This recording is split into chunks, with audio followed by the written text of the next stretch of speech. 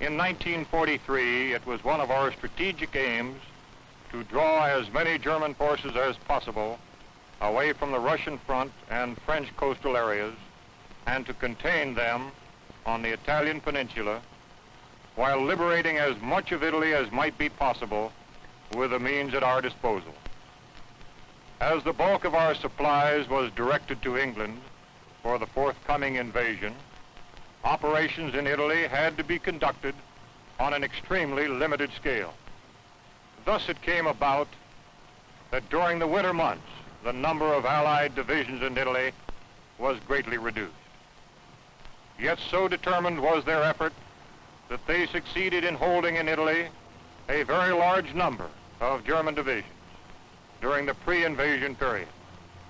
San Pietro in the 5th Army sector was the key to the Liri Valley. We knew it, and the enemy knew it. We had to take it, even though the immediate cost would be high. We took it, and the cost in relation to the later advance was not excessive. By its very nature, this success worked bitter hardships upon each individual soldier, calling for the full measure of his courage and devotion. The response of our 5th Army troops provides an inspiring page in our military history. To these individuals, living and dead, and to those who now continue in their tradition, this picture is dedicated.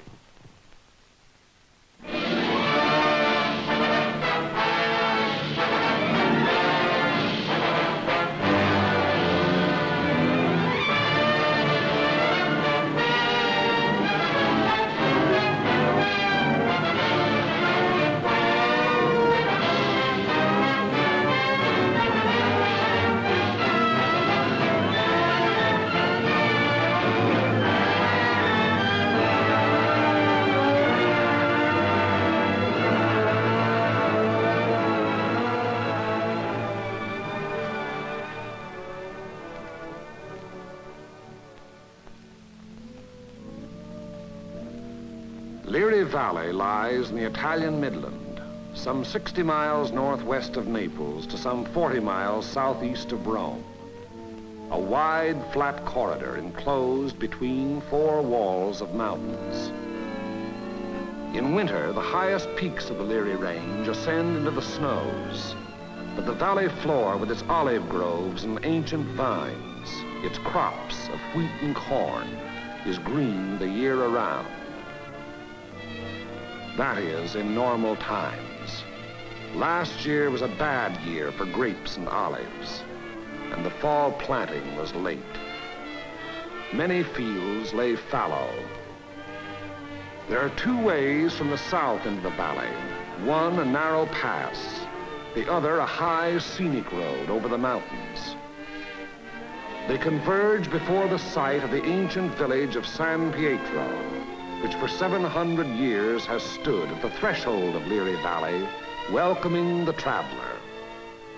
The stones of its walls were quarried out of the parent hill from whose slopes it rises. Population 1,412 at the last census. A farming community. Patron saint, Peter. Point of interest, St. Peter's, 1438. Note, interesting treatment of chancel.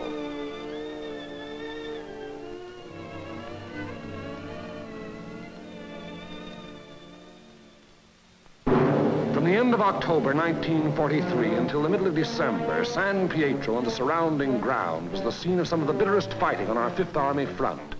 The Italian campaign had entered its second phase, to push forward again after a static period brought on by heavy seasonal rains.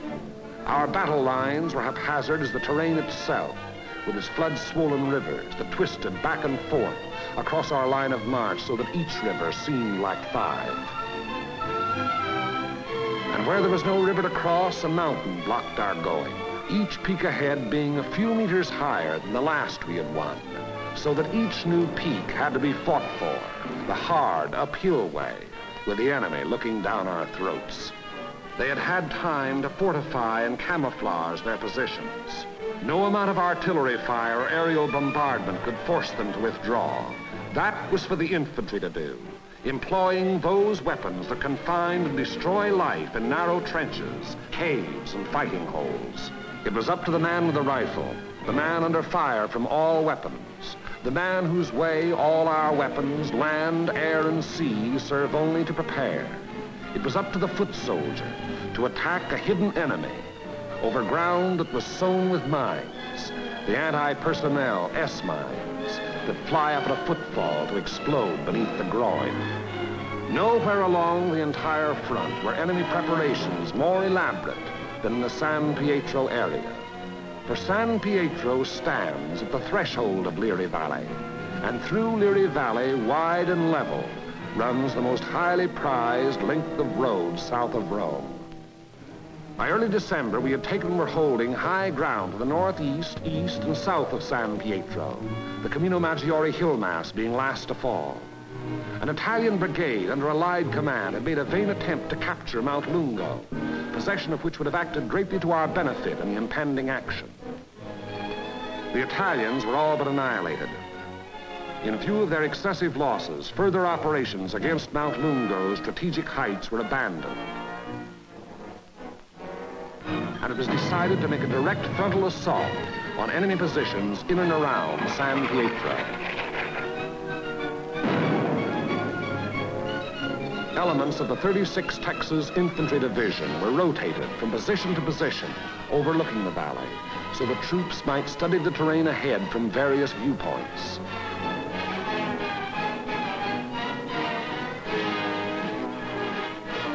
Patrol activity was continuous.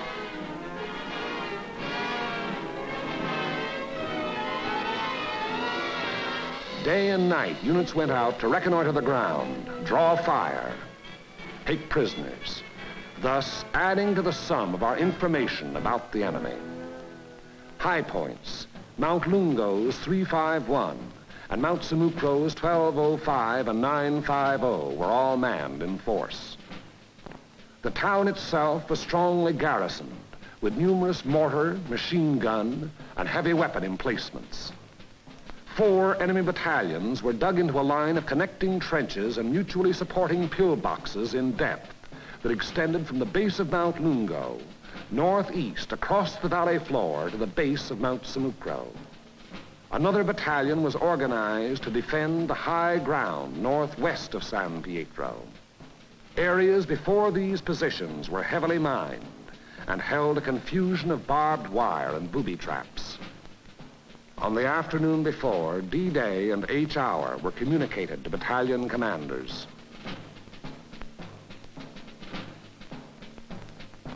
December 8th, at 0620 hours, the 1st Battalion of the 143rd Infantry Regiment to attack the summit of 1205, having moved up the mountain under cover of darkness, and upon achieving its objective to attack along the ridge to a point northwest of San Pietro. The 3rd Ranger Battalion likewise to attack 950, another feature of the Mount Samucro hill mass. The 2nd Battalion of the 143rd to attack over the terraced olive orchards northeast of San Pietro. The 3rd Battalion acting in support to follow the 2nd at 400 yards. Of the original force to establish the beachhead at Salerno, the 143rd had since spent all but a fortnight in action under extremely bitter weather conditions. At Salerno, at the Volturno crossing, it had taken mortal punishment. The task ahead promised no less bloodshed, yet it was undertaken in good spirits and high confidence. The 1st Battalion began the long, rugged climb up Mount Samucro.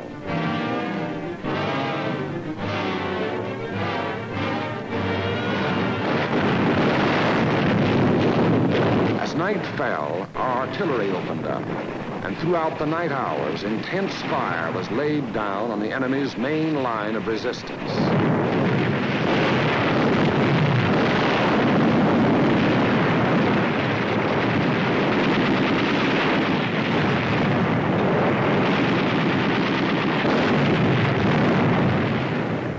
It had most of the night, and it was raining at each hour when the 2nd and 3rd Battalions crossed the line of departure.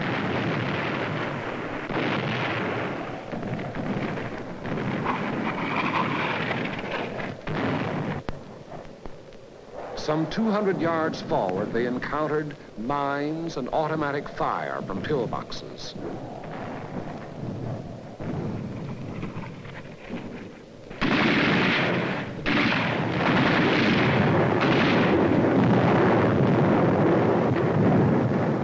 Mortar and artillery were deadly accurate by reason of excellent enemy observation from Mount Lungo, overlooking our advance, which continued another 200 to 400 yards.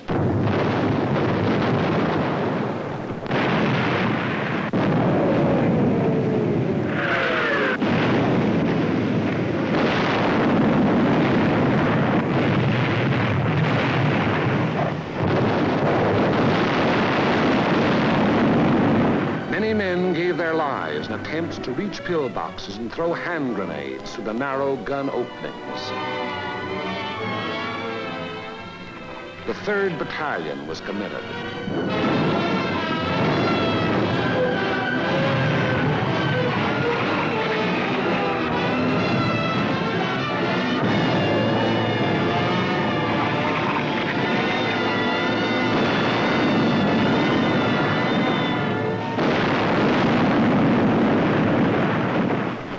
Advance never got more than 600 yards past the line of departure.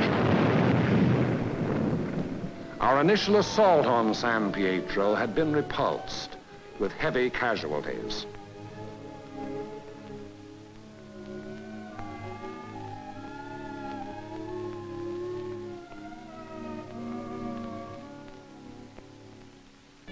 The attack on Hill 1205, however, was a brilliant success. Leading elements of the 1st Battalion had gained the summit of the objective before a strongly entrenched enemy knew that an assault was in progress.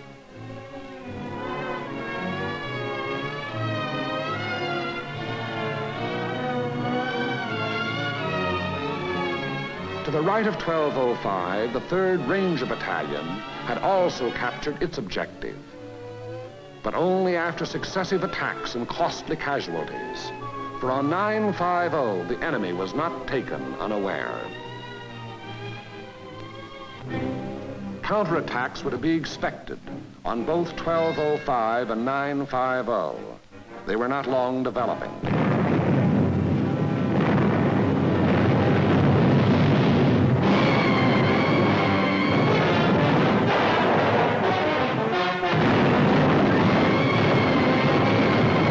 First was launched during the early daylight hours, and even as it was beaten off, another took form.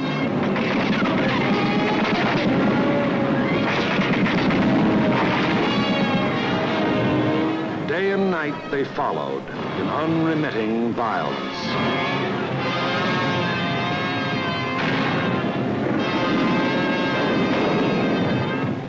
The toll of enemy dead mounted with each new attempt.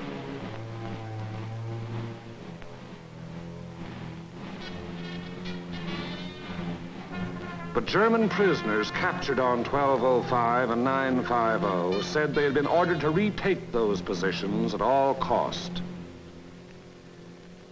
In addition to defending Hill 1205, the 1st Battalion, obedient to the field order, undertook the reduction of enemy defenses which were organized along the ridge running west.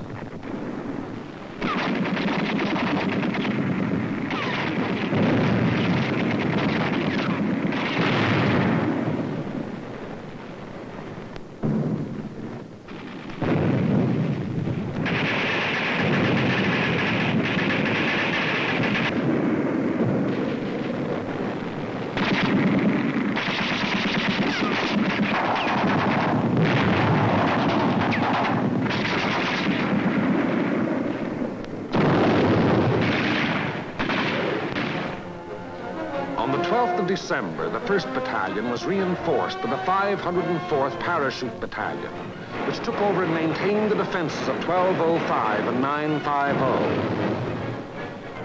thereby enabling the 1st Battalion to throw its entire remaining strength into the assault along the ridge. But the 1st strength had dwindled and shrunk in the 5 days past, and there was now a question as to whether its existing numbers were sufficient to prevail. Reports during the night of the 14th of December stated that the enemy was offering bitter resistance and that the issue was in grave doubt. Meanwhile, on the olive terraces below, the 2nd and 3rd Battalions had twice again attempted to reach their objective. Both times they had come up against a wall of automatic weapon, mortar, and artillery fire. Volunteer patrols made desperate attempts to reach enemy positions and reduce strong points. Not a single member of any such patrol ever came back alive. Our attacking forces were furnished excellent aerial cover by Allied fighter patrols. But now and then, enemy planes were able to slip through and to bomb and strafe our positions, which to all purposes had remained unchanged since the first day. To break the deadlock, orders were given for a coordinated divisional attack. The 2nd and 3rd Battalions of the 143rd to proceed in the execution of the original orders. Acting in conjunction, Company A of the 753rd Tank Battalion to attack San Pietro from the east over the high road. 1 battalion of the 141st to attack over the flat valley floor. After nightfall on D-Day, the 142nd Infantry Regiment to attack Mount Lungo. The earlier decision not to attack those strategic heights having been reversed in view of the present critical situation. In preparation for the attack, all 5th Army artillery within range, including tanks and all tracks, was directed against San Pietro and the surrounding area.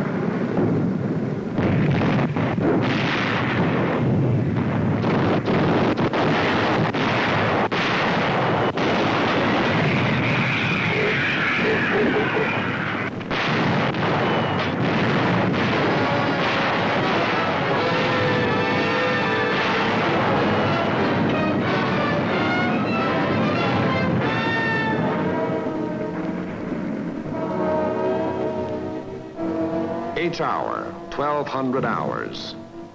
D-Day, the 15th of December. The 141st Infantry advanced some 400 yards from its line of departure, to be borne down and held powerless under the weight of enemy fire. The 2nd and 3rd Battalions of the 143rd advanced some 100 yards beyond their former positions to a point almost directly before forward enemy defenses. And for the 3rd time, they were forced to take such cover as the quaking earth could offer. And the tanks. Orders were for them to enter the town and to locate and destroy the heavy weapons there, which were leveled against our attacking foot soldiers. The high road into San Pietro is a narrow mountain road, and from the beginning of its winding descent in the Liri Valley, it was under direct enemy observation.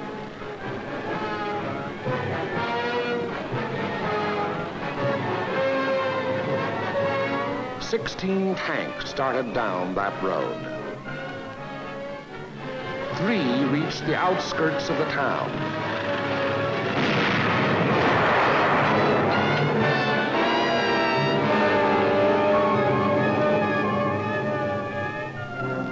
Of these, 2 were destroyed, and 1 was missing. 5 tanks were immobilized behind enemy lines, their crews having to abandon them. 5 tanks hit enemy mines within our lines and were thereupon destroyed by enemy gunfire. 4 tanks returned to the bivouac area. After dark, 2 companies, 1 from the 2nd Battalion and 1 from the 3rd, finally succeeded in penetrating enemy positions before San Pietro. But receiving both frontal and flanking fire, they were forced to retire.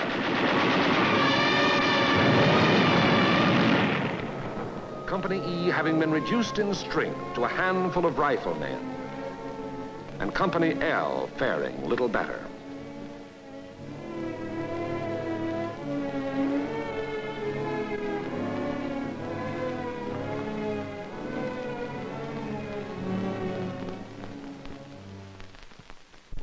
On the Mount Samocro Ridge, the 1st Battalion fought its way to within a few hundred yards of the objective.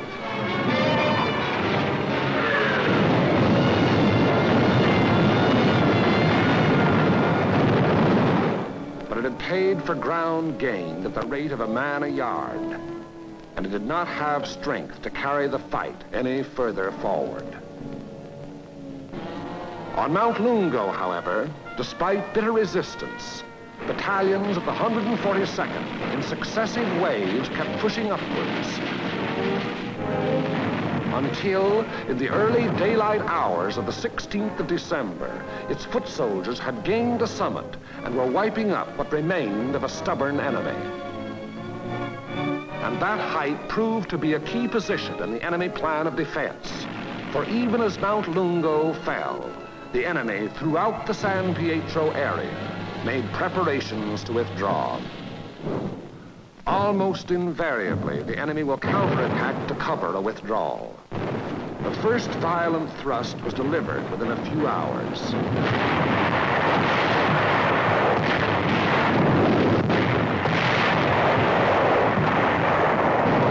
And thereafter, counterattacks came in waves, the roar of the last mingling with the rush and fury of the next to break.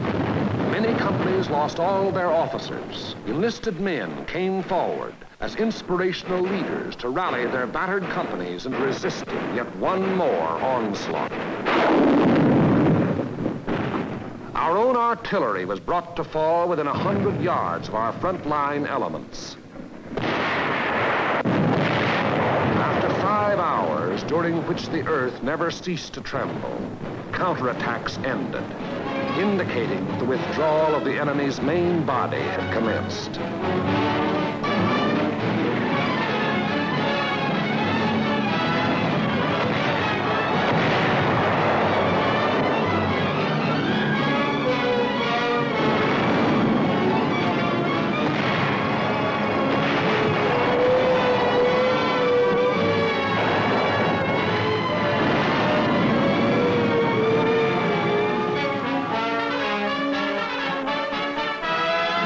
In an effort to maintain contact with the enemy, our patrols immediately pushed ahead.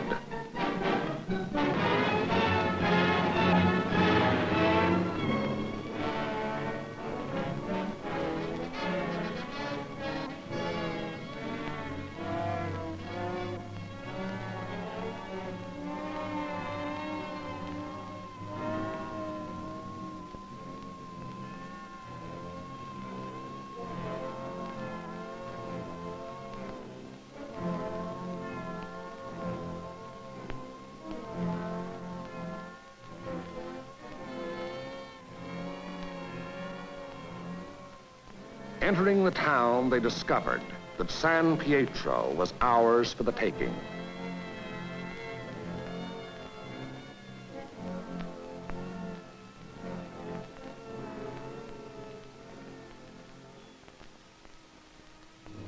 The 2nd and 3rd battalions, less than a rifle company in strength, weary to death who were alive, stumbled forward past San Pietro to consolidate gains and re-establish contact with the enemy, now taking up new positions some 5 kilometers beyond.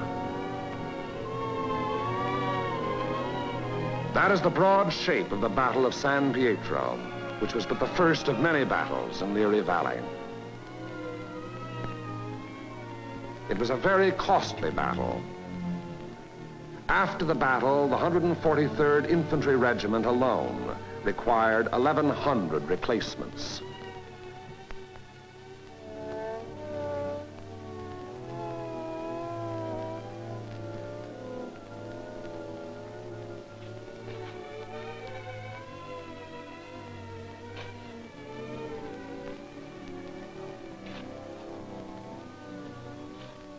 The lives lost were precious lives to their country, to their loved ones, and to the men themselves.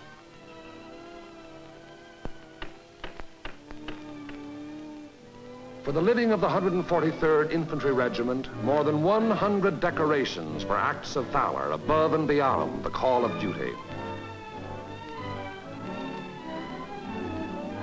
Many among these you see alive here have since joined the ranks of their brothers in arms who fell at San Pietro. For ahead lay San Vittore and the Rapido River and Cassino, and beyond Cassino more rivers and more mountains and more towns, more San Pietros, greater or lesser, 1,000 more. As the battle passed over and beyond San Pietro, westward, townspeople began to appear, coming out of their caves in the mountains where they had stayed in hiding during the enemy occupation. They were mostly old people and children.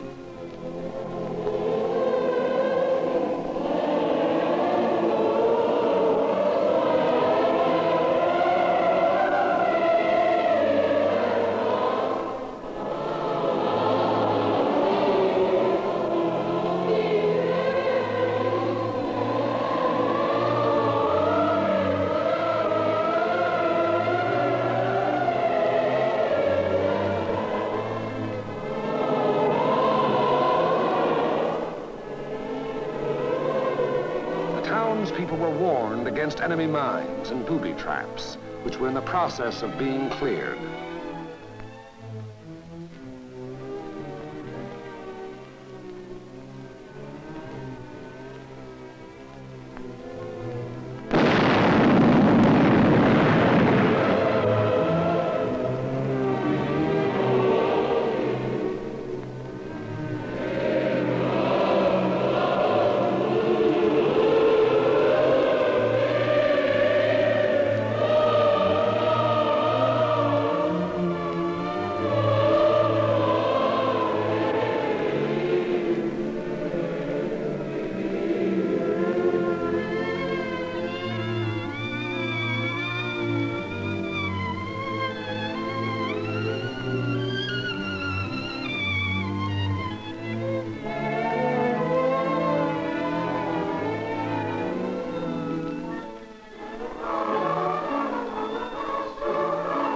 Children are able to forget quickly. Yesterday they wept. Today there are smiles and even laughter.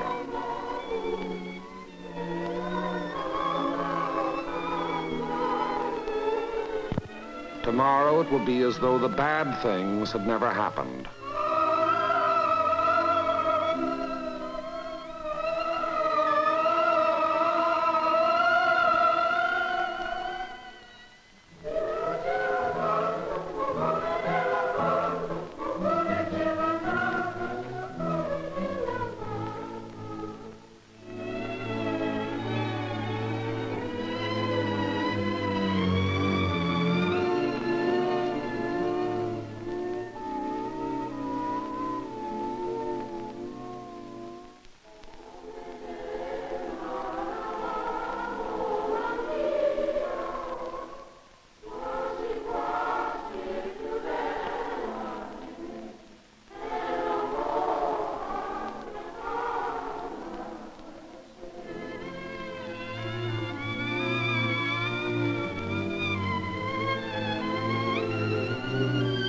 Living was resumed in San Pietro.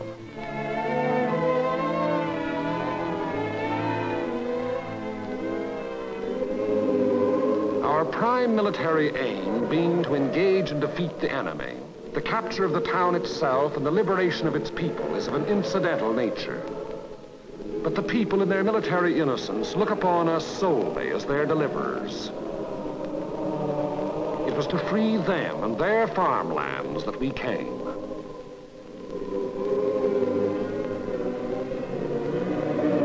Behind our lines, southwest to the sea, the fields are green with growing crops planted after our coming by other people of other towns who believed likewise.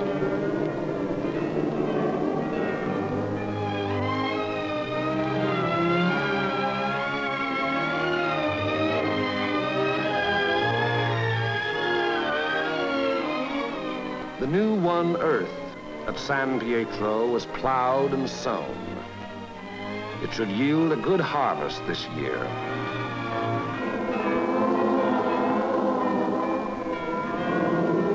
And the people prayed to their patron saint to intercede with God in behalf of those who came, delivered them, and passed on to the north with the passing battle.